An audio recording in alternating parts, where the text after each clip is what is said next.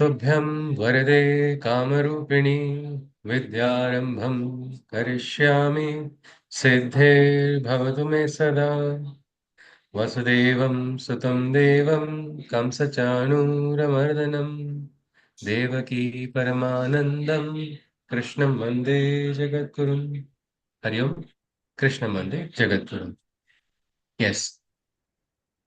Can some Aditi ji, you have raised your hand, is it you want to ask something? Oh, it's automatic. All right. Fine. Yeah. So can someone recollect what is it that we saw last? We form the link and then move ahead. Anybody? Yes?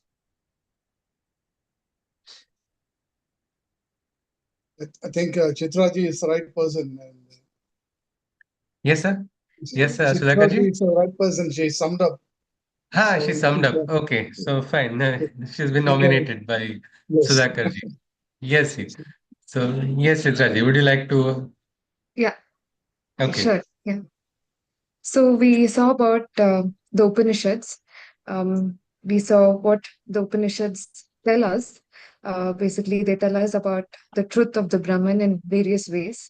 And we also got to know that it's also called as the Vedanta.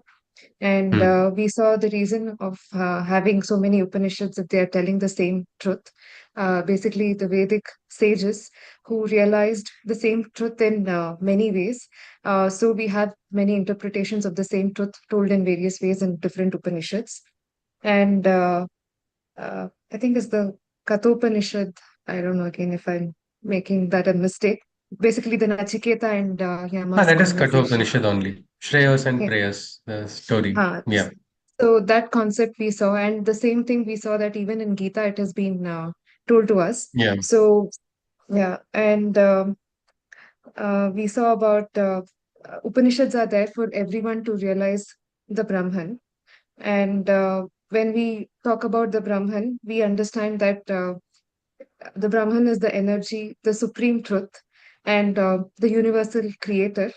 And realizing the Brahman is something that can lead to eternal happiness.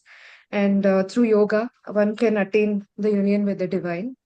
And yeah, the bringing of oneness between Vidya and Avidya is something we learn through the Upanishad. This also we saw. Okay. Um, yeah, All right. so yeah, to understand, and one point is to understand the Upanishads, it's important to have a guru's guidance so that we Ji. are able to understand and not Yeah. misinterpret. So, All right. Yes, ji. Yes. Thank you very much, Chitraji. Anybody would like to add further to what Chitraji has said? Any other point you wish to convey? You are welcome. Or then we move ahead. Uh, just to say that he is the positive and the negative. Okay. He in the sense is the Brahman, isn't it? We saw some Mahavakyas on the Brahman. So it's Yes. both positive and negative, is what Shashi ji is telling. All right. Yes, ji. Anything else you would like to add, ma'am?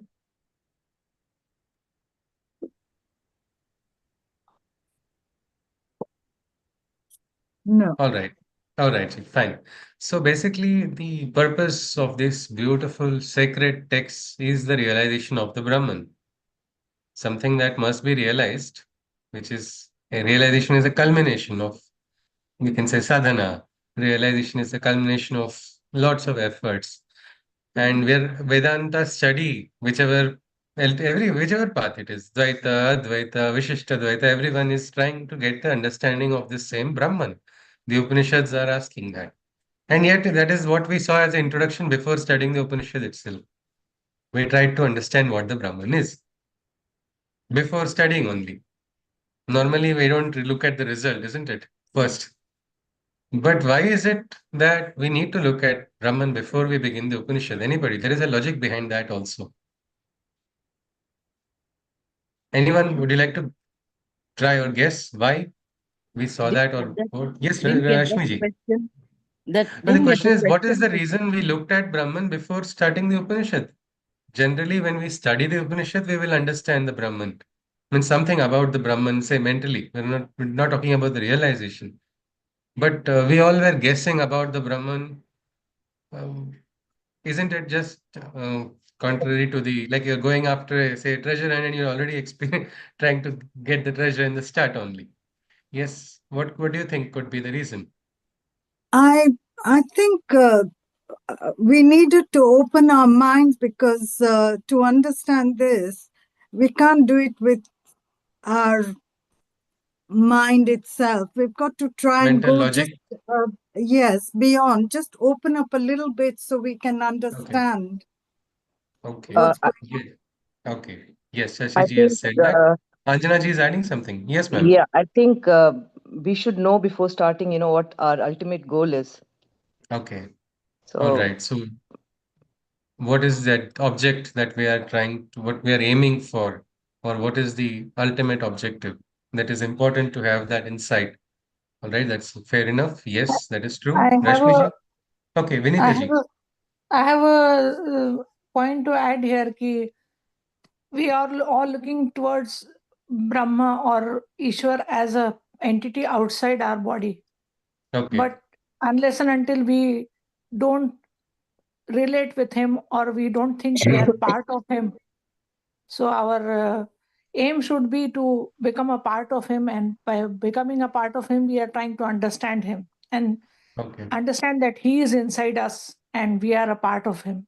So we are he and I, Ishvara or Brahma is okay, same. okay. All right. Yes, Vinita ji, that's also a very, very valid truth that you have shared. Yes. Rashmi ji, would you like to add something more? Were you adding something? the in the Upanishads, it's almost logical, like maybe like a mathematical equation, where you first of all set out to get to understand something, and even though you do not understand, it is like a derivation, where even sometimes, as in Mandukya, a variable is taken like Om, uh, That you're already aware of, the that help is of, being utilized. Yeah. yes, the help of Om is being taken to understand Brahman, what it is. All right. Okay. All right. Yes, Rashmi ji. Dr. Bhavana ji wants to add something. Yes, please. I think we should have aspiration before we start anything. The aspiration Okay. to know what or a seeking. And then Okay. that makes us adhikari to get the knowledge required. Okay. So first the there should be there, the Yeah, aspiration should be seeking there. should be there. Aspiration should be there. Okay. Right, right. So that is also one more thing. One very interesting aspect, Sri Aurobindo has, before if you look at his analysis, there's a beautiful book which I think I have it here. I can just show it to you. It is the complete works of Sri Aurobindo in that volume number 17, that is on the Isha Upanishad. It is also available as a free PDF in the Sri Aurobindo Ashram website. So you can just download it. It's 500 plus pages, but it's beautiful, full of illumination. Now, even when he starts, he gives the plan of the Upanishad, and he has called an Upanishadic text as a vehicle for illumination. And all of these are not just random, what we can say, statements. Like many Western, Indologists who did not understand it, they called it speculations. They called so many things because they could not really go into the crux of it. But these Upanishads already begin with a premise that you have already understood something of the Shruti. You have already have a basic understanding. You are no more doubting about the existence of a Brahman. So this is the base. The Brahman is the base, and it is lift using that base to, it's like that is the base for higher realization. Meaning you're already at a state of light where you have recognized that there is a Brahman. You are not in that stage where you are no more thinking about the existence or non-existence. But from this as the base, we are going to go ahead. Isha Upanishads, Sri Aurobindo has talked about four beautiful movements. If you'll be, I'll be looking at that light, on that light only, the four moments what he has talked about. So these moments have a beautiful way of going towards realization. The first moment is having only the three verses, first three verses. What are they? That is what we're going to be looking at today. Same way, the second moment is slightly different from the first. Some might say, suddenly, what is this? Why is it contrasting? Or why is this topic completely different and not in a flow? Somebody may say it's breaking the flow of the Upanishad. But I think this is how our Sanatan scriptures are also.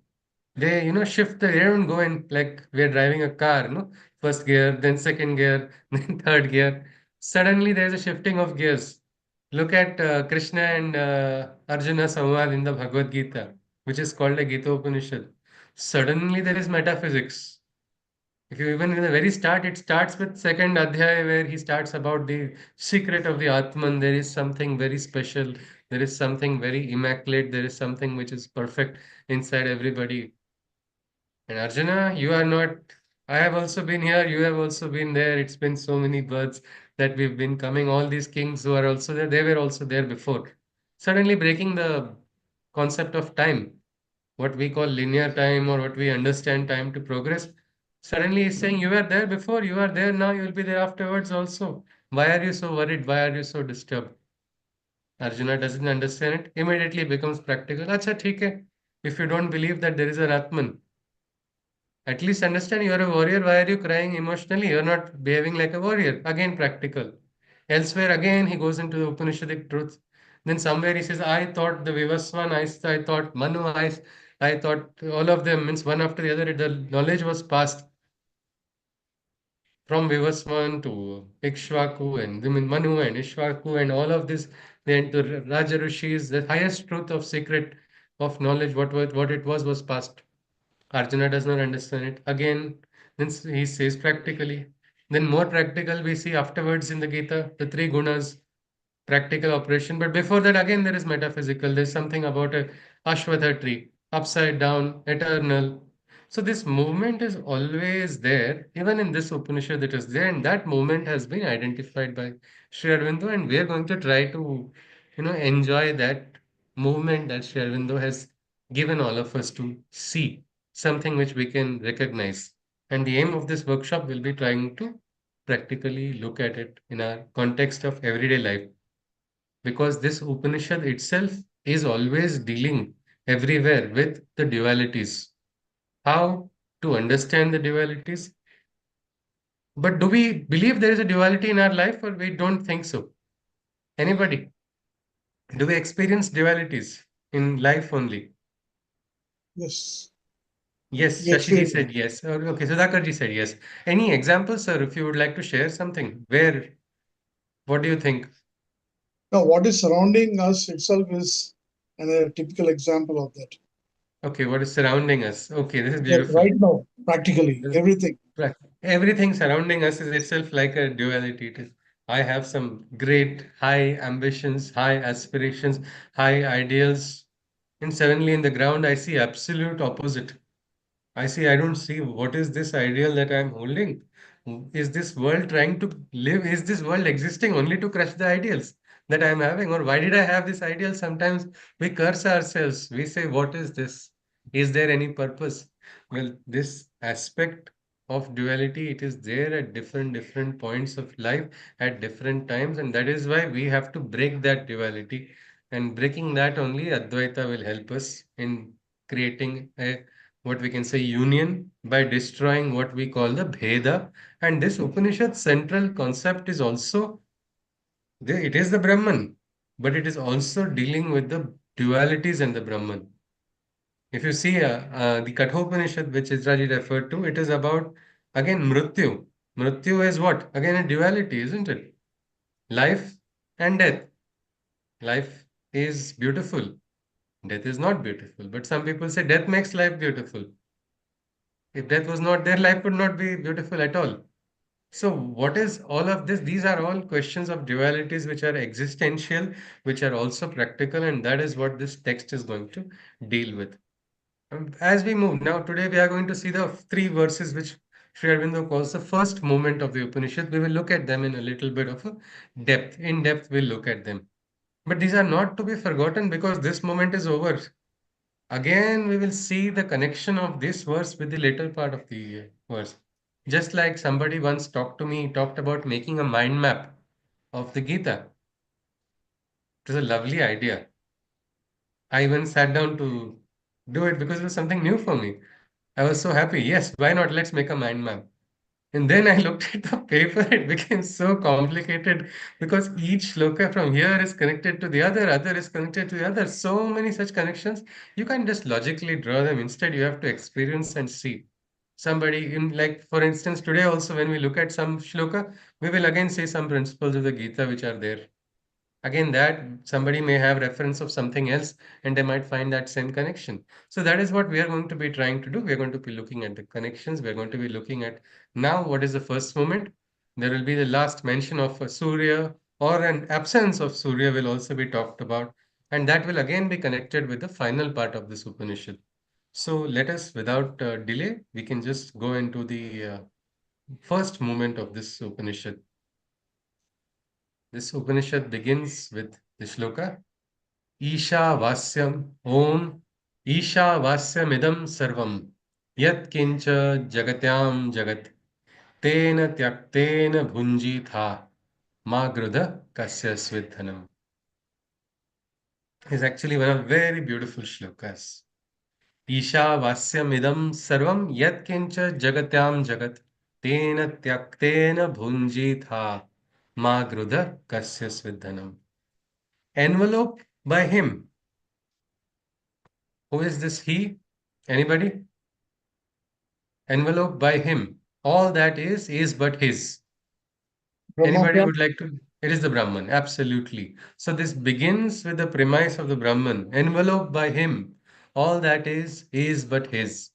Living, non-living. In the world, everything that is. Understanding its owner, you must joyously forsake. Seek not any wealth, only what is given, you take. We'll just look at this shloka itself. Means I'll repeat it once more. Enveloped by him, all that is but his. Living, non-living. In the world, everything that is. Understanding its owner, you must joyously forsake. Seek not any wealth. Only what is given, you take. So the very first part is asking us to recognize the existence of a Brahman. Isha Vasyam Idam Sarvam Yat Kincha Jagatyam Jagat. The first line. This entire world is enveloped by the Brahman. In this Jagat, in this, what we can say, Prithvi, everything that is existing, whatever is there in the Prithvi, that is that Jagat. What we understand, all of it is enveloped by the Brahman. The living, the non-living, everything. So can we say that this Jagat is different from the Brahman? No. Yes or no? No. No. No, because it is one. It is one. This is one. Sometimes a mind comes in. How can something be surrounding something or covering everything? If it is covering everything, it must be different. Is what that is what some people interpret. And yet, if you look at it, these are all parts of the same thing. Now, mango season has come, so we are going to eat the mango.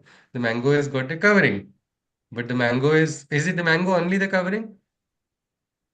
Mango No. is the covering, plus it is also the pulp as well. That is also part of the mango. The seed also is a part of the mango. The pip, the pulp, the covering, all of it is ultimately what? It is that only. It is one. And that is what is something what we can understand about the Brahman. Yat kincha jagatyam jagat. Recognize this. This is the first thing for you. Means it's like you go to a foreign country, you need a visa, isn't it? Even if you're getting visa on arrival, but you need to get it, isn't it, to move in, go to the next stage. Something like that. For this kingdom, entry to the kingdom of Brahma Vidya, the first thing is you will have to acknowledge that there is Brahman. Otherwise, you cannot move ahead. This verse itself is like a Dwarpalak. This is like not going to allow anybody to enter into Brahma Vidya who does not believe, oh, no, world is not enveloped by Brahman. I am there, I am doing so many things. So many people feel that, isn't it? So they will continue with that thought, but they will not get that direction or chance to enter into this text at least, because their mind will not travel beyond that, beyond themselves. There's a beautiful Kawali which said, "Tune kya banai? तूने क्या सजाई सब किया है तो उसने, तूने बातें बनाई. That was the understanding. See, you, what you have done, I did so much, I did that. Many people work in organization and say, see, because of me, this organization is running. I worked for so many years, sometimes in factories, and I increased the net production by 5.65 metric tons, and blah, blah, blah goes on. Because of me, everything works. And suddenly, this person either goes on a deputation elsewhere, or has to retire, or has to leave that place. And he says, without me, nothing is going to function. And when this person comes back, he's surprised. What? How did it happen? How did it go? How did it go without my presence also? How did the work go ahead? Then that Sakshatkar comes ki, right, maybe I was not the Alpha and the Omega. There is something beyond me also. Something like that, this aspect of understanding that there is a Brahman, which is supreme, who is the ultimate. This understanding has many, many benefits also. Can anybody tell me one simple benefit when you recognize the overlordship of the Brahman? Anyone?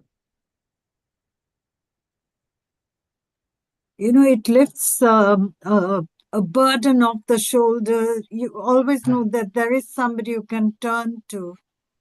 Yes, yes. This is interesting, isn't it? The burden of everything comes is out of the shoulder. Tension becomes less, isn't it? When you are in charge, you have to do so many things. You have a lot of pressures. I have to manage all these forces. But anyway, all the forces are out of our control.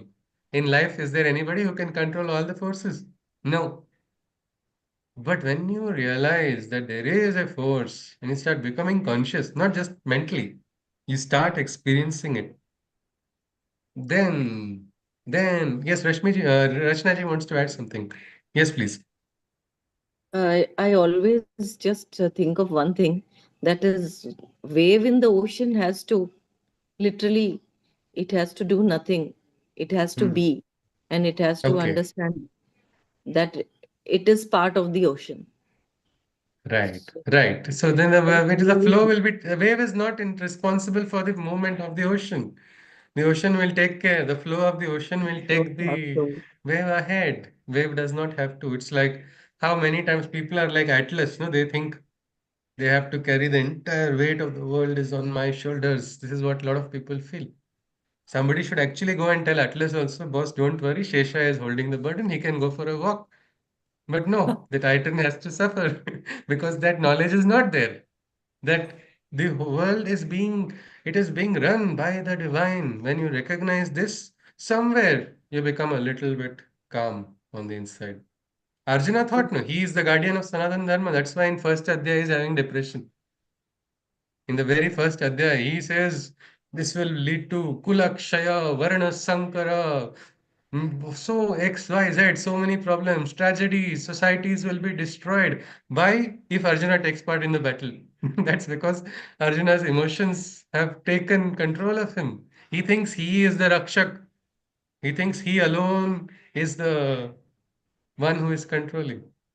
And then what happens when he sees the Vishwarupa? Then he gets scared, and that time he says, he acknowledges with folded hands. He says, Sanatanastvam Purusho Mato Me. He tells the Vishwarupa, ki, you are that Sanatan guardian. That is why my dharma is Sanatan, because you are the guardian. Meaning the fear, the pressure, individual aspects are all gone. He has to just become what Krishna says, that Sanatan guardian only speaks to him. He says, Nimitta Matra Bhavasavya Sachin. You are going to be the Nimitta Matra. You are going to be the instrument. You are going to be the medium for my work. Understand, all your enemies are already going to be destroyed. Forget everything else. Your ownership, you let go. Understand that the ownership is the divine. Then it becomes simple. Now, what happens when you recognize everything belongs to the divine? Everything means only belonging to you or belonging to others also? Yeah. Uh, Everybody's, no? yes. Then you Because will not feel, you will feel if somebody sometimes, this person got a very beautiful car, you'll start feeling jealous. General people, I'm saying, they feel jealous. But it's like, Brahman has only got another car, he has so many other cars, it makes no difference. Addition, subtraction, everything belongs to the divine. It is something like that. You stop feeling that separation. You feel happy for somebody else's happiness also. Because no more are you seeing it from a very myopic view. Otherwise, when you see individual aspects are very limited and finite. Many times we also don't know what we want. We want something today. 10 years later, we start cursing ourselves for wanting what we want today. Because our desires are an individual level of thinking, which changes. Somebody prays, God, give me promotion or give me transfer. Whatever happens, I want transfer. The person gets transfer. God, please return that transfer. Take me back. That place was better than where it is now. Individual level of thinking is much, much smaller. And when you recognize that there is that supreme, that Brahman, the pressure is released. A lot of pressure on the inside is released. And here it is an important aspect of consciously recognizing. That is why the first part is this. Isha Vasyam Idam Sarvam. Like a cloth, the entire world is worn by this Brahman. Nothing is there which is not. Whether you call it living or non-living, anything that you say in this world, it belongs to the Brahman. Then comes the interesting aspect. Tena tyaktena bhunjita ma grudha kasya svidhanam.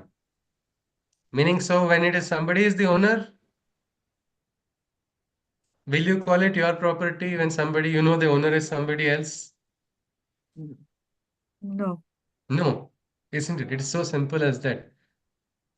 What is our property then in this world? People say, "Yeah, mera FD hai." Parents tell to the children, or somebody tells to some like a close friend, a lover tells, "You are my everything."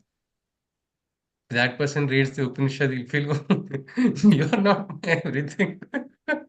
We are Brahmans, but I am also Brahman, so we are together in that Brahmic consciousness.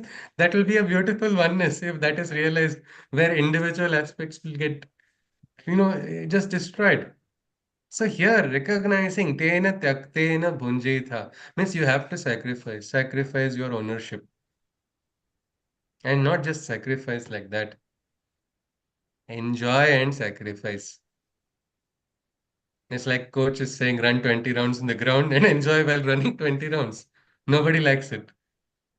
Can you enjoy something that you sacrifice is the biggest question. Is it possible to enjoy sacrifice? Anybody? Well, if you don't have attachment, maybe it is possible. Okay. Sudhakarji sir said it beautifully that if you don't have attachment, it is possible. Sir, any practical example of this? Some sacrifice done which brought a lot of attachment, enjoyment? A sacrifice, like you said, without attachment? Seva? Anything?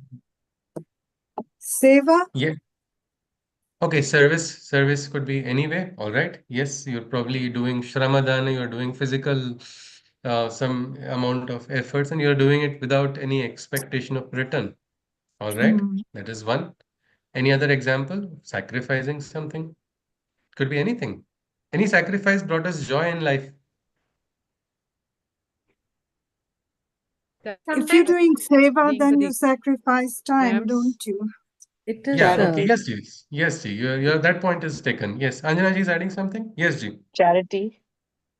Okay. Dana. Dana is like say if I have 10 t-shirts, I give one t-shirt. Is that sacrifice, Anjana ji? Giving There's up too much, one's there's own, too No, little space in no, my yeah, cupboard. no, no, So no. I'm just, no, giving up no. one's own pleasures, Uh, Yeah, yeah. Okay. giving Dana up is one, the, giving up one's own pleasures for the happiness of the other. okay. So That is something which sacrifice. is coveted to you, you are giving That something which is something that valuable. It's not something no, extra. Okay. Asha is actually, adding the something. word, yeah. As I don't want to use the word sacrifice, but like my parents, especially Parents. mother, Okay. Yeah, giving yeah, time absolutely. and everything, letting go many Yes. things to see the child Yes. happy.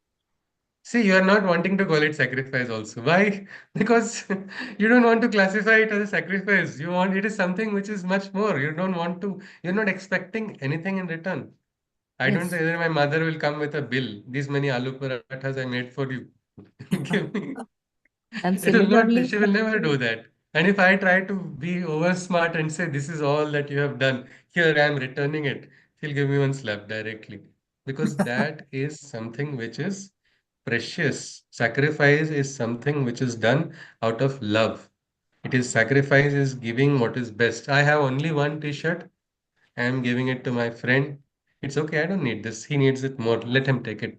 That is sacrifice, and that has a great value. That is the real sacrifice. Any sacrifice, if it doesn't give joy, it is not a proper sacrifice. It is not, it is done unwillingly. It becomes either rajasic or tamasic.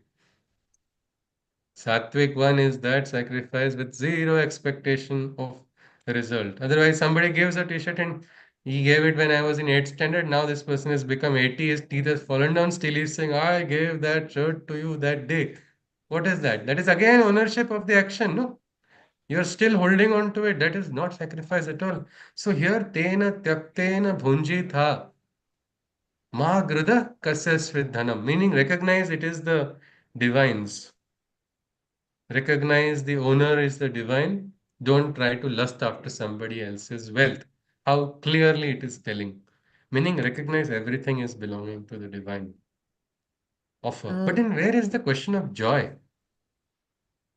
The joy is whatever comes naturally to you, which the divine is going to give you. Like you give prasada, naivedya is given, no? Naivedyam samarpayami, and then it is given to everybody else. After that, whatever little share is left, that is consumed by the maker, and that gives the greatest joy. And this is one interesting approach that the Upanishad starts, and it is also asking us to take the bhoga or the enjoyment. So we are not only expected to sacrifice to the divine, but we are going to experience that joy in that sacrifice also. That's why whenever a yajna is done, even a material means dravya yajna also if we are doing, or any other agnihotra yajna we are doing, it starts with agneya swaha agneya idanna mama. Suryaya swaha suryaya idanna mama. Not mine, not me, myself or the mama bhava is taken away, and just enjoy. When you have nothing to lose, you are already free, isn't it? That is the bhava when you have surrendered to the divine. When you have surrendered to the divine, every moment is like a bonus moment for you. Everything that you are getting is a joy. That's why they say, no, this Tera tujhko arpan kya lage mera. The puja is done that way. Or in Sanskrit, Twadiyam vastu govindam tubhyam eva samarpayet. What is yours? I have given it back to you. My Guru Damleji had a student who worked with him. He became a manager quickly. He was appointed as a manager for so many years. For more than a decade, he worked with him. And suddenly one day he said, I'm leaving. Suddenly, after so much training, he learned so much. And suddenly, after a decade of, he says he's leaving. Damleji said, okay. But the other people from the ashram, the late Kusumben was there, and other people, Vijay Bhai, other people asked him, how is what they were more worried about? How is he dealing with this? It is a big loss. And on the phone, they asked him once, Ki, how are you dealing with this? What are you doing? He just said one line. He said, ईश्वर ने बिन मांगे दिया, बिन बताए ले लिया. I did not ask God and God gave me. So he is given to me without asking and took without telling. As simple as that. Meaning he never considered him as his ownership or his property, and that is the real way of approaching in life also, where we become free. Free from what? That comes in the second in the second shloka that we are going to be looking at of this Upanishad. The first one asks us to first recognize that joy, take the joy in sacrificing. And it is something very beautiful. Just letting go in the hands of the divine. It's like you are a child, and child is being taken care of by the divine, by the mother, by the father, by the what we can say, whatever approach you have to the Aradhya. Just watch. Great saints have got that experience of a proper surrender. Sant Tukaram had said, "Jethe jato tethe tu mada sangati." Where I go, there, wherever I go, there you are my companion. Not just my companion, you are holding me you're holding me by my hand and leading me. That is the experience that has to be that is taken, and that is the realization of this verse that must be got. But for that realization, this action must be done. Surrender.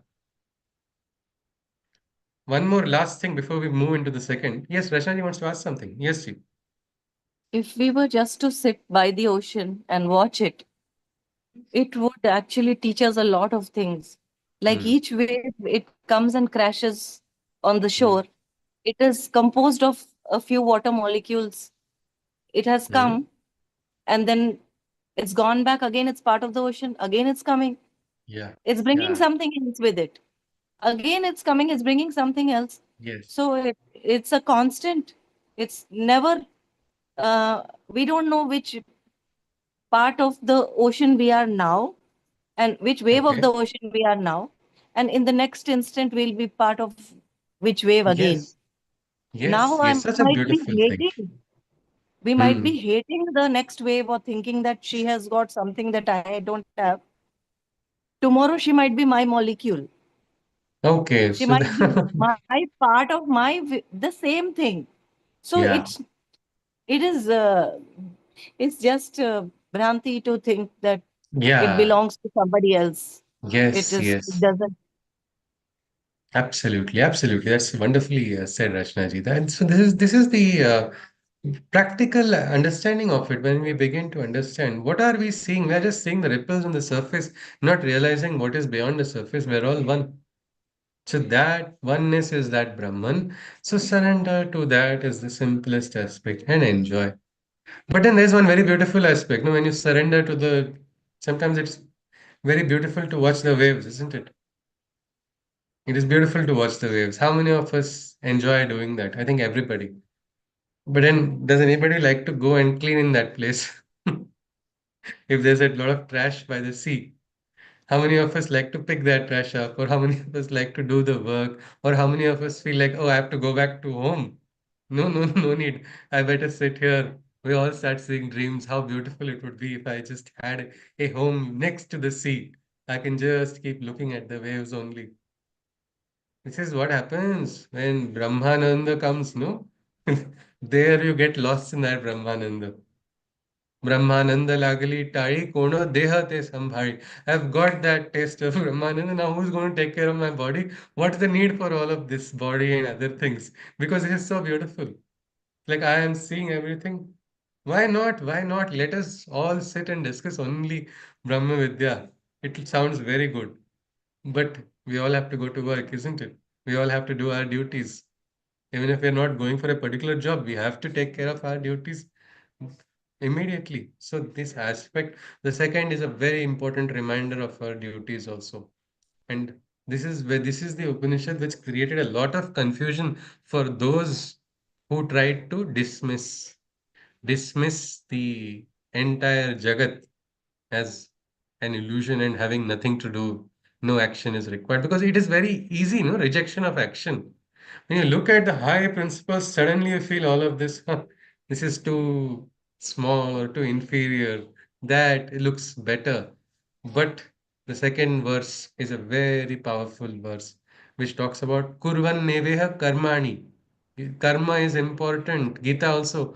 Arjuna is taught Brahma Vidya and then asked to go back to battle. He has to perform his duties. There is no escape from duties. So the next shloka, let us see that. कुर्वन्नेवेह कर्माणि जिजीविषेत जिजीविषेत सतं समः एवं त्वयि नान्यथेतोऽस्ति न कर्म लिप्यते नरे. Again, कुर्वन्नेवेह कर्माणि जिजीविषेशतं सतं समः एवं त्वयि नान्यथेतोऽस्ति न कर्म लिप्यते नरे. Performing your works in the world one must stay, seeking to live 100 years this way. This is the only possible way for mankind, wherein, despite performing actions, no karma can bind. I repeat this once more. Performing your works in the world one must stay, seeking to live 100 years this way. This is the only possible way for mankind, wherein, despite performing actions, no karma can bind. So, this aspect of performing karma is again brought immediately into the next part of this verse. Performing karma is important. How many days, how many months? Because everybody, when they start working, only they start post-retirement plans. On the first day of job only, I will do this after retirement. Problem is your karma is not going to leave you. Krishna is saying, I mean, this Vedantic verse is telling us, Kurvan neveha karmani jijivishe chatam sama.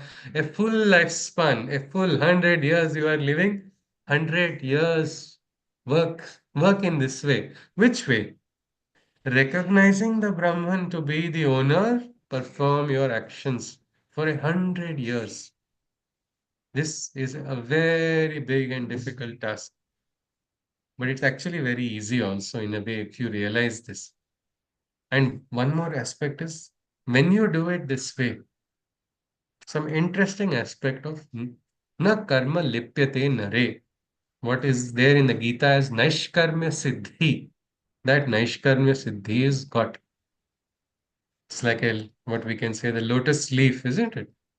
If you see the water droplets on the lotus leaf, they appear like pearls, isn't it? They don't cling or they don't stick onto the leaf surface like that. This person is going to keep doing karma with this state of attitude. If he does it, no karma is going to bind and he has to try to live the full lifespan. He cannot say enough of this. Now I'm not doing, I've got enough realization. No. Bhagavad Gita shows us, isn't it? After the Vishwarupa Darshana also, Krishna then teaches him what is Bhakti Yoga. After and giving darshan, normally bhakti will give you darshana. But after darshana, he's taught bhakti yoga, understand really what is bhakti. After that, he talks about action. Kshetra, Kshetrajna, Vibhaga, field, knower of the field, what are the divisions, recognize what are the actions, recognize the gunas, understand this system of play in this world, become conscious and work. Why? Because he has to now enter into the battle, isn't it? That is the yojana of whom? Of the divine. So we are not going to just escape. A lot of people say, this is my last birth. I'm not coming again. Why? Because I'm seeking moksha.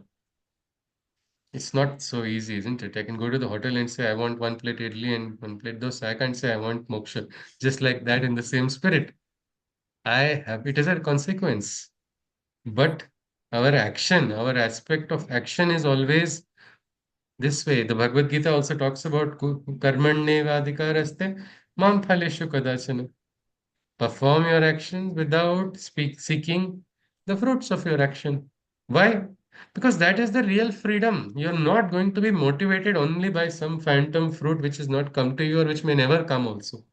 Most of the time, people run after phantom fruits.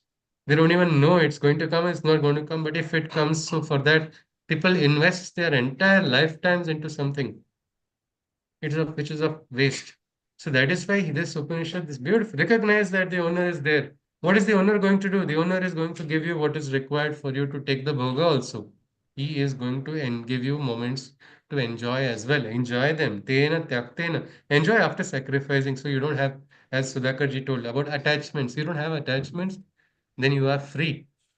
You are free to experience life without the bandhana because karma bandhanas are very troublesome.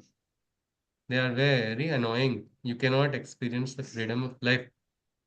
You get what you want, but you are again not able to experience anything because I'm bound. How many times in our own lives we feel that we have everything and yet we are not feeling free? It is simple. It is because there are these karma bandhanas. Why are they? What are they? You have to identify. Simplest way is recognize, no, what is the owner is the divine. What is going to happen? Let the divine see. Let me focus on performing actions.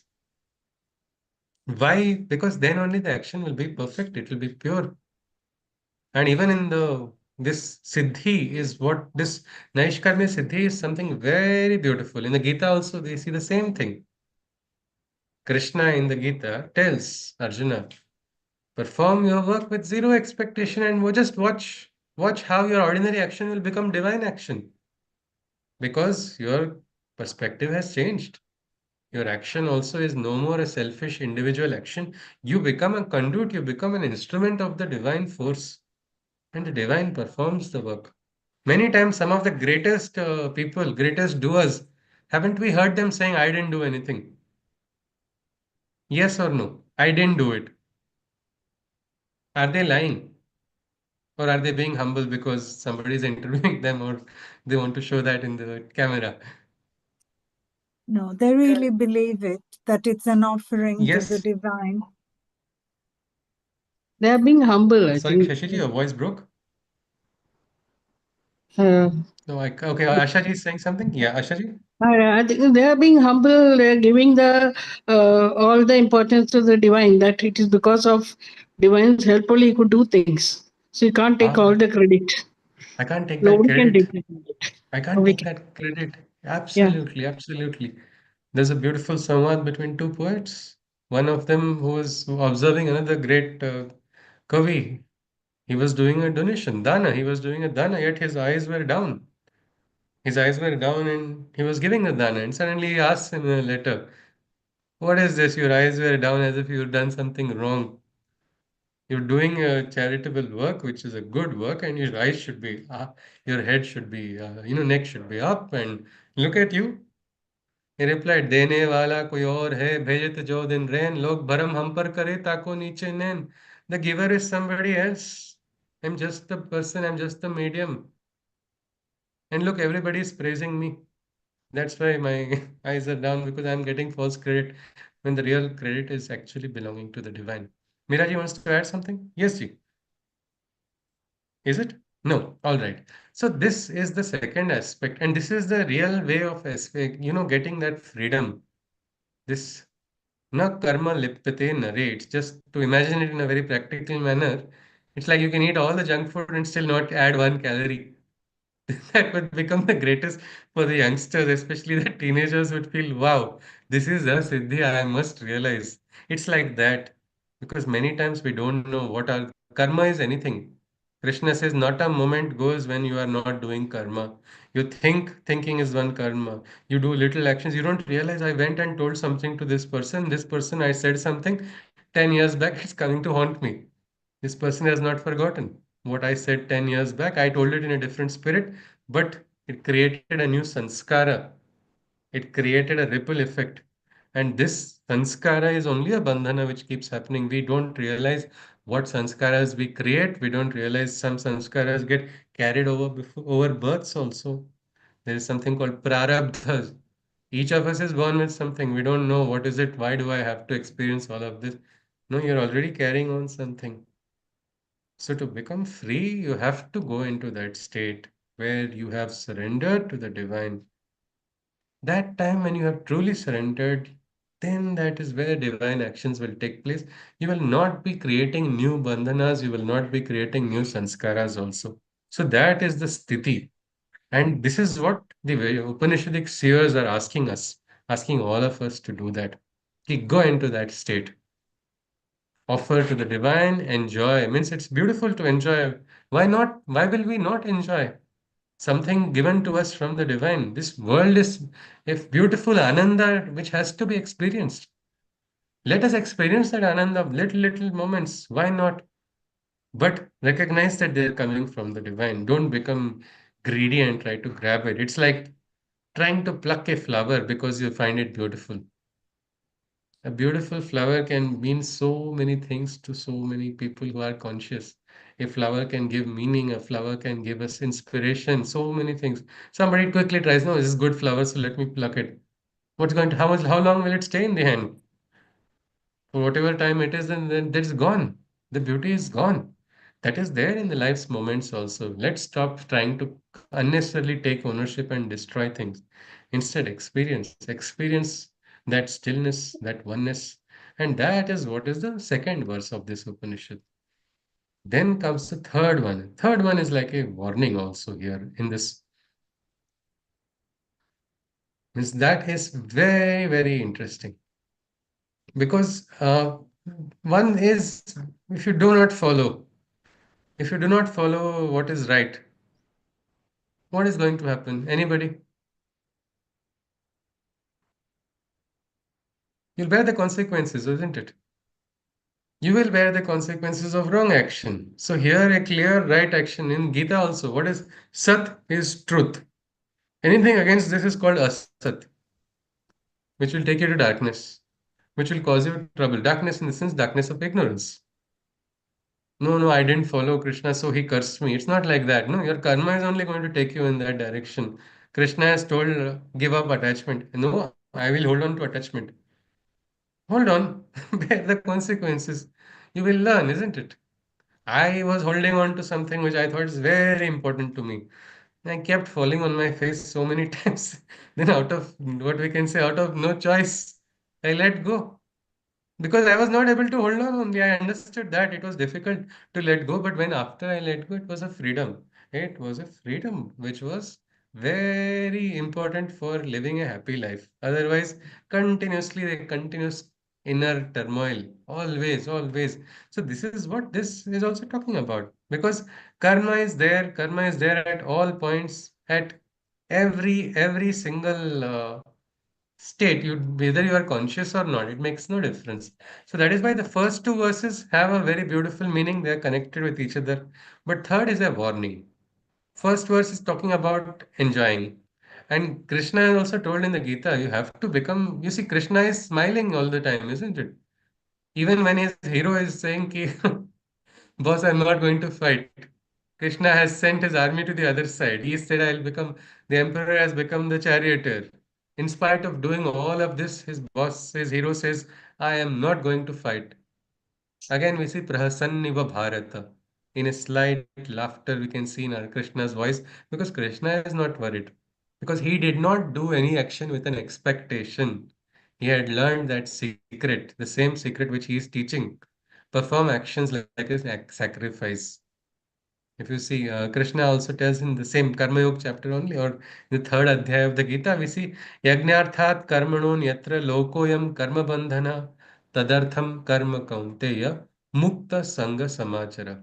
Except actions that are performed in a state of sacrifice, chained to karma's bonds, are all actions done otherwise. That is why, O Arjuna, your actions you regulate with the freedom of detachment that I postulate. This is the freedom. This is the freedom of a Jivan Mukta. We will probably look at Mukta Sangha once more a little later on. This is a beautiful aspect. It's like a free union. These two words appear different or sometimes opposite. Freedom is one, union is it's not, sometimes it looks opposite. You're united means you are bound by something. And yet free, how can you be bound and free? Well, that is the beautiful aspect of the Advaita. When you realize, when you have a beautiful relationship, say with a friend, is there an attachment in that? Does it have to have an attachment? You are my friend, you should talk to me these many times, you should wish me. You did not wish me good morning at this time, you did not talk to me, you did not respond, so you are not my friend. Is that friendship? No, it is not, isn't it? Because there is a freedom there. The freedom is there. And yet there's not this freedom that this person does not care only. Oh no, no, hi. 10 years ago I said hi, I'm responding after 15 years. This is no use. No. This is no, there is no connection itself. So the connection remains, but there is no bondage. There is no bondage. The bond is there, but no bondage is there. That is the Mukta Sangha, which Krishna also tells. And that is happening, that can happen only when you sacrifice. Otherwise, it is always investment. Investments are always subject to market risks, something we hear all the time. That is what is going to happen in the karmas also, whenever we do that. But now let us go to that warning. That is something very interesting. I think there's a typing mistake I just saw right now. I missed it. So the Asurya Nama Te Loka Andhena Tamasa Vrutaha Tanste Pretyabhigachanti Yeke Chatma Hanojana. The Surya is not the Asur of the small, it should be U should be larger. I think I'll correct it in the text as well. And maybe share it in the WhatsApp group later on. So this Asurya Nama Te Loka Andhena Tamasa Vrutaha Tanste Pretyabhigachanti Yeke Chatma Hanojana. Right? The tone is different here in this verse. Post death, to the doomed sunless realms they attain, where only a blind darkness the beings can obtain. Accursed is the fate of those beings who kill and pollute their souls by their own will. This is a warning in the Upanishad. I repeat it once more and we'll look at it. Post death, To the doomed sunless realms they attain, where only a blind darkness the beings can obtain. Accursed is the fate of those beings who kill or pollute their souls by their own will. What is this talking about? What is this? Sunless realms. Asurya. Surya is the sun. Asurya is without, devoid of the sun. The realms which are devoid of the sun, they go after death also. But when somebody dies, their body is here. Where are they going? What is this meaning about? What is this implying? Anybody? What are they talking about? Whose moment or what moment are they talking about? Moment of the? Soul. Yes, yes, Umaji has rightly said it is the soul, the jiva which is inside of a being. So that jiva goes where? To that dark realms, we can call them the nether planes. There, who, or for whom? For those who try to harm themselves consciously, willingly. To understand this better, our jiva is what which is inside of us, isn't it? The jiva is living through a life experience. Some beings get fed up of what is going on in life and they say, let me finish my lifetime. Let me end it. Or I am different from the Brahman. I am not one with the divine. This is a useless existence. This is a horrible existence. Enough of it. Let me come can finish it off. This kind of thought comes in. And they think that is the end. But actually it is not the end, is what this Upanishad says. There is no escape. Why? Because the jiva goes through the cycle, isn't it? Punarapi janana, punarapi marana. The cycle is not over. And here, not only is it not over, it is not like game over, restart from fresh, new checkpoint, nothing like that. It's not a game that we are playing on a device. This is life that we're talking about, and there is a cycle of this jiva also. So this life is going to create a sanskara which is going to have an impact on the next journey also. That is what this verse talks about. And for those who are going to harm themselves, is it like a moral preaching here? So that's why you should not. So it is not like that. It is not just a moral statement of preaching because you want a better next life. Again, that is a swartha, no? Isn't it? If sometimes people utilize that also. I know of one organization which was promising good afterlives. So if you donate to that organization, it was like, I don't know what they gave them, 5 BHK in Swargaloka plan or approved by whom, I don't know who was the approving authority of that plot layout in Swargaloka, whatever it is. What is this talking about? Asurya namate loka andhena tamasa vrata tanste pratyabhigachanti ye kecha atmano janaha. Those who are hurting themselves, who are causing discomfort to themselves, they also bear the consequence because the jiva, though is immortal, the jiva is participating, isn't it? This life, just look at this life itself. There is a jiva inside of us, isn't it? That jiva has watched us when we were little kids. That jiva has seen how we fell, how we rose, how we jumped, how we danced, how we went through different. So what was it for jiva? It was like a dreamlike moment, isn't it? But it was participating or not? Just like how we also, when we see dreams and we wake up from dreams, sometimes we remember those dreams, isn't it? Sometimes we wake up with nightmares and we think, what is this? And it has a some kind of imprint on us. Like that, the imprint of a life remains on the jiva and that gets carried forward. So don't try to escape from this because there is nothing. There is no escape. This escape from this chakra of yajna which is going on. In the Gita also Krishna tells the same thing. Everything is a yajna. Nityam yagne pratishtitam. You cannot escape this yajna. It is there. It is this cycle which is going to. That is why this is a warning. You do not escape from your duties. You are not you just because you feel like this is not comfortable. It is not sufficient. Now summer is here. Air condition is not working. So many people are going to take leave because air conditioner is not working because that is not comfortable. But sometimes isn't your duty a little bit more important? Do we not have to look at it? And that is what we have to understand, that our karmic responsibilities are important. And just like how for the jiva, everything is like a, it's jiva is Sri Aurobindo uses the word dreamer. Dreamer, the jiva is like the dreamer. And the jiva is having these experiences. That is why if you look at in the Bhagavad Gita, if you see the eighth adhyay, which is the adhyay of death, it talks about creating conscious experiences. Eighth adhyay talks about journey post death. And it is talking about the yogis, because yogis have no attachment, isn't it? Because they have no attachment, their soul is able to freely move. They are already cultivated a consciousness, because Sharira is going to stay back. But this is something which is subtle. And that's why when we say nether planes, we are not referring to a Narakaloka, which is elsewhere. It is for the jiva, it is the experience of the jiva. The jiva is going to get a happy experience or a bad experience, just like how it is having a life experience right now. The jiva is going to see that. The jiva is going to experience that. The same thing.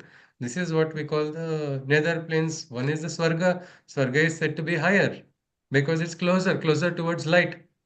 So we can call it somewhere. There are so many names. They say Brahma Loka. There's some people call there's a Chandra Loka.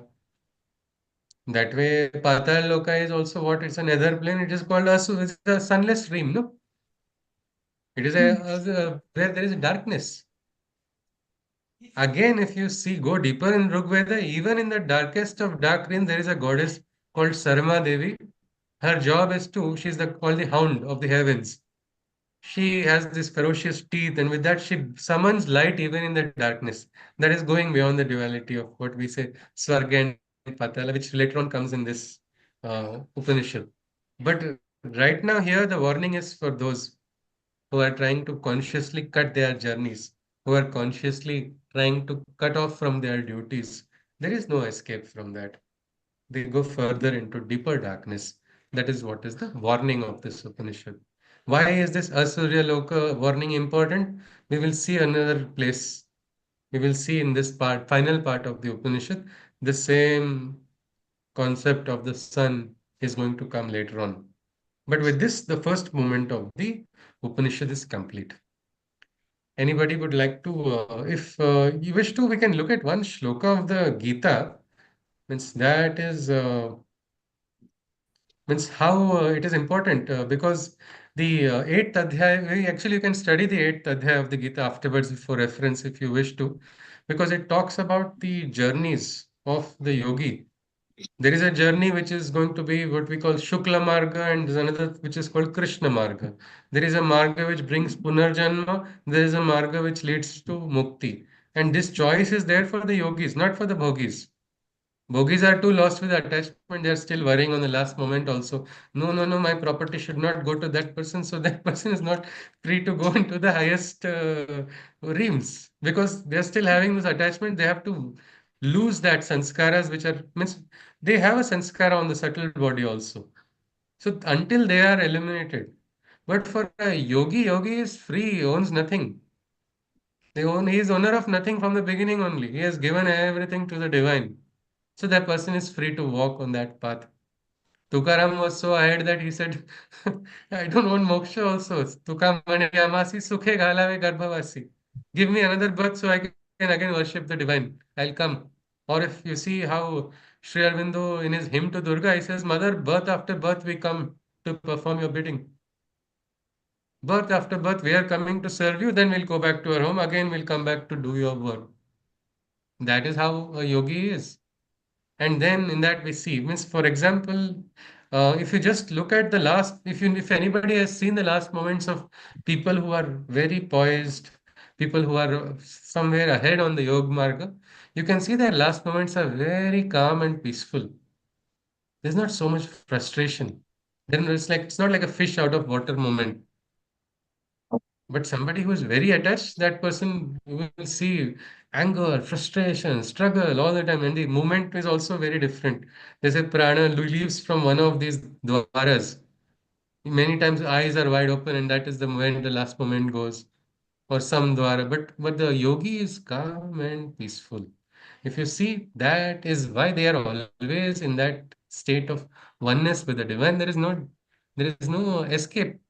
One participant shared the experience of how one person who was serving cows as a, it's also called Goloka. Interesting, huh? That the higher Loka, Brahma Loka, is another name is Goloka, and this person was someone who served his entire life. He was taking care of cows in a particular ashram. But in his last moment, he had to go far away from his city. He was elsewhere in Chennai. And this participant, she shared a video. The day he passed away, a cow from nowhere came out of their home and stood there and was weeping. She did not understand what it was. And they all considered it as a divine omen because this never happened before, despite her living there for so many days. Why? How? Who told that? Or what is there? What was the reason? Why? All of this is a higher circle of consciousness which is connecting everything. That is something. So the yogis understand it. Like in the Gita, it is said, Prayana kale manasa chalena bhaktya yukto yoga balena chaiva bhravor madhye pranamavesh samyak satam param purushmopai iti divyam. Means the yogis, they understand how to even take that final journey. They are no more afraid. He who at the time of departure engages in my deliberation, his soul is powered with the force of his firm devotion. At the mystic seat between the brows, by focusing his concentration, he can verily attain my divine and supreme realization. This is what Krishna tells. Means at that point, if the person is able to focus, the yoga, the bhakti only of that person will become the force of impetus for that person to move ahead.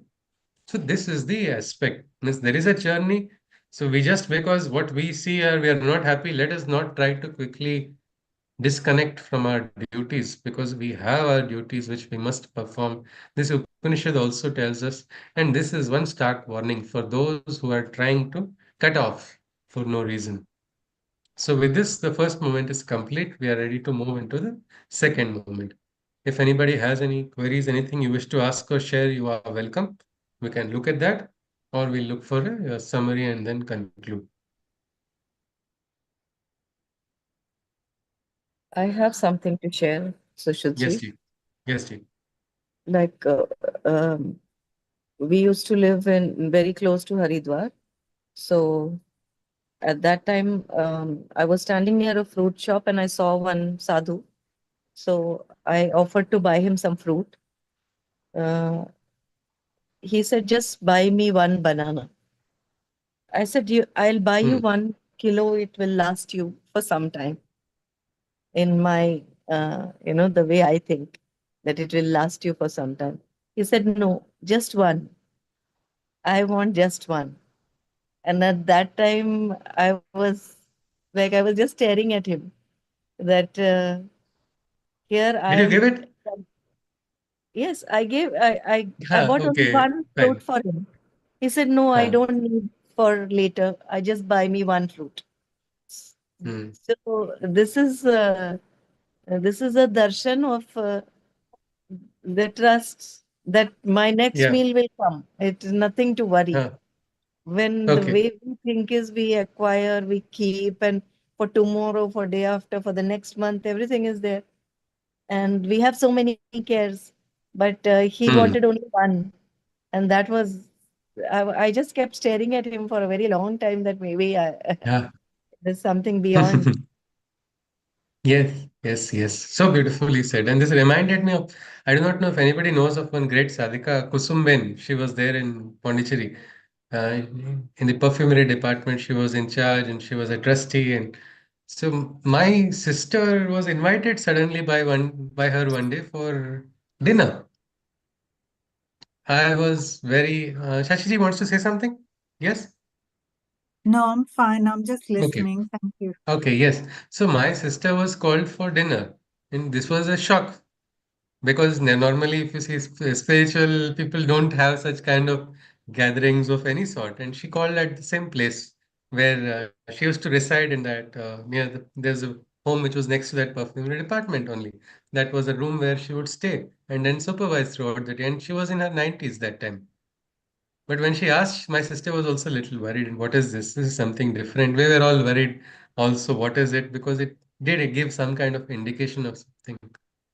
My sister had a very good time, and there were all different people of different ages who were connected with her, with Kusumben, but not connected with my sister. She just saw and she said how Kusumben moved around like a perfect host. She touched her back. Khana acha hai kya? Did you like it? It was not a big dinner. It was just the evening, some snack. That's all. And that is all. So she went back. And next day, early in the morning in Brahma Muhurta, she passed away. So, I mean, how did she know that she is going to go? And so many days before she has called, and she just all the people who were nice to her in her life, she did not want to leave a single runa. We talked about freedom from karma bandhana. Well, this is the beautiful aspect where the divine only directs. And she was so senior that people would ask, she would joke also. You are still here. That is what people would ask me. She was so free from, she was not having any worry. Absolutely. But look at that consciousness. That is something. So, this third part is a warning for anybody who is trying to just simply cut off from the duties. That's not required. Instead, if we focus on the divine and watch how the divine does everything, it becomes Ananda. Instead of a trap of Maya, you become participant in the Leela. So I think with this we can conclude. Anybody would like to give a short summary if you can, after which we will conclude with the Shanti mantra. Yes, please. Anybody? Yes.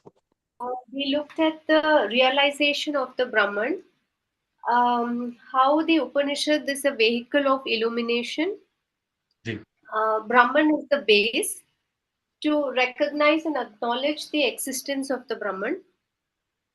The Yes. entire world is enveloped by the Brahman, sacrificing the ownership, at the same time enjoying the sacrifice, the joy of sacrifice. Ji. We cannot take credit for the divine's work. We just do our duty and leave the rest to the divine. We are only the medium or the instrument, experiencing every moment of what we are doing.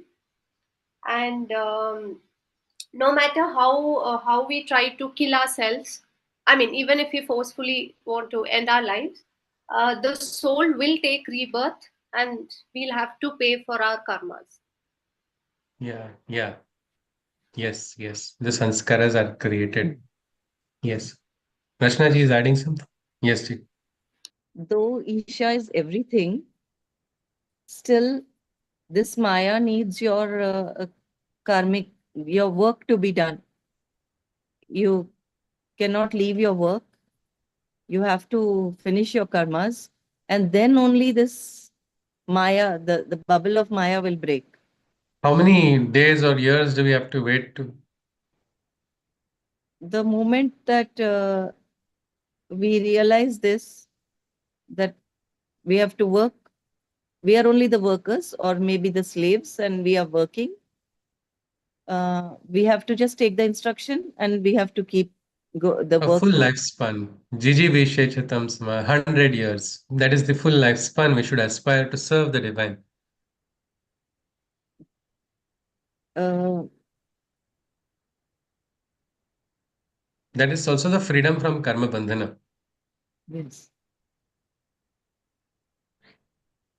This surrendering to the divine is so important because surrender only makes a person great. All our great yogis, they were those who surrendered to the divine. Ram Das, Tulsi Das, Kabir Das, they are dasa of the divine, not dasa of some human being. They are dasa of the divine, and because they are dasa of the divine, they have become greatest. Like you say, Anjaneya, how he was. मनोजवम ऋतुतुल्य वेगम जितेन्द्रियम बुद्धिमतां वरिष्ठम वातात्मजं वा नरयूतमुख्यम Sri Rama Dutam Sharanam Prapadde. Because he was a das of Sri Rama, because he was the Dut of Sri Rama, he received everything. Knowledge, strength, everything that is required. That the divine will grant. Krishna has also promised, Dadami Buddhi Yogam. You don't have the knowledge, don't worry. He will grant, he will awaken anything that is required. So the surrendering is an important aspect. Surrendering to the divine and performing actions for 100 years, that should be the only way we can look or we can go forward because that way we are not rejecting and getting trapped in the rejectionist. approach where we get trapped, we dismiss off the world as an illusion and get trapped in one more illusion. That is where we have this aspect is an important part in the first movement of the Upanishad. Yes, Chief. Anything else you would like to add? I would like to ask you a question. Yes, ma'am. I'm being a bit facetious, but I'd like to ask you, do you not think it's so much easier for a man to surrender to the divine as Hmm. opposed to a female? Because her work, To her a female. karma, yeah, a female, I mean, Sorry. most of the big names who have surrendered to the divine, you gave a few Hmm. examples, they're mostly men. What I'm trying to say No, is, no. there isn't that much of an equality in the sense. It's not that No, no, no. easy. A This male, woman, female. Yeah. woman carries on her karma. She surrenders to the divine through her everyday life. Kalidasa is a das of Kalima, no? Yeah, but what I'm saying, it's a man surrendering. A woman carries on in a different aspect. A man can say, I'm off, I'm surrendering to the divine and I'm off. A woman doesn't do that. She does her yoga through being a mother, a wife, whatever. Acha. You don't hear of Yeah. women leaving saying, I'm off now. I'm going to go Mirabai. leave my duties behind. Mirabai. Yeah, Mirabai, Okay. I But totally agree. But what I'm trying to I say talked is, about Kusum, a modern yogini. yes, I know. I She's knew from her the as a ashram. child She's an integral myself. Yes, yogi. Yes. No, absolutely. but I mean, what I want to say here, no, this is this male, female. If you go to America, they will say, why have you said only two genders? Say No, more. no, Male, that's female, why cis, bi, I, trans, I, whatever it is. I, We are all I, in the I aspect of the totally Brahman. agree. When we Yeah, are in I the aspect agree. of, may I just interrupt, Ji? In the aspect of the Brahman, there is, if you see, there is only one male and one female. There is a Purusha and there is the Prakriti. Prakriti is involving all of us, each and every one of us. Maybe there might be slightly, like you're talking about, some slight difference in psychology. Sherwinder talked about even how over generations a particular psychology is developed.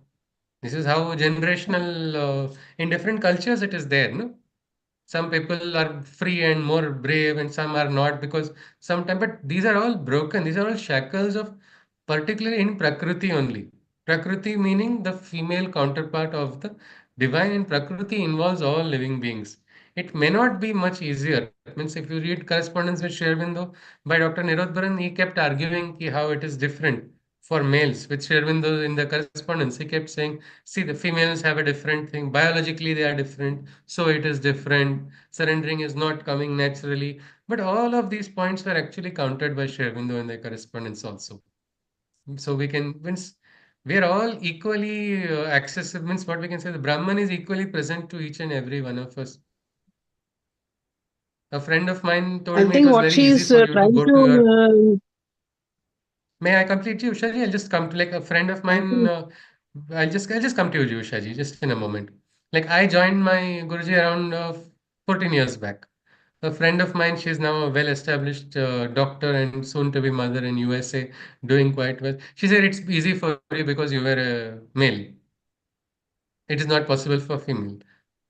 Just a few years afterwards, my sister also joined. But then that logic does not work according to, and she did not join because I was there. If she, because she would get more annoyed with me than anything else. Not that that was the motivation. It was her inner call. The inner call is there for all.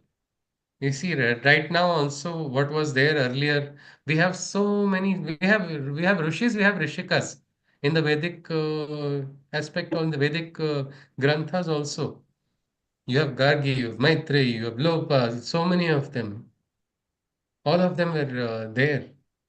And so somewhere on the, what we can say, on the mental aspect, yes, psychologically there might be some cultural differences or cultural imprints. But this surrender is beyond the imprints of that. It is just the soul, the jiva is recognizing the Purusha. And that is equally possible for everybody. Time and again we have seen. Sindhutai Satkar was somebody who heard God's voice when she was pregnant and beaten and left to die in a cowshed by her husband. She was at that time, it was in such a horrible state. But she heard the voice of the divine and then she just went ahead and she became a different person completely. She even then, her husband came to ask forgiveness long, many years later. And she forgave as a mother. She felt it's okay. But she became a mother for so many children. It's a real life story of very recent times. So it's actually, it is this surrender is one for everybody. We may have our own aspects which may sometimes feel they come in the way, but they have to be removed. Only when they are removed, surrender will take place.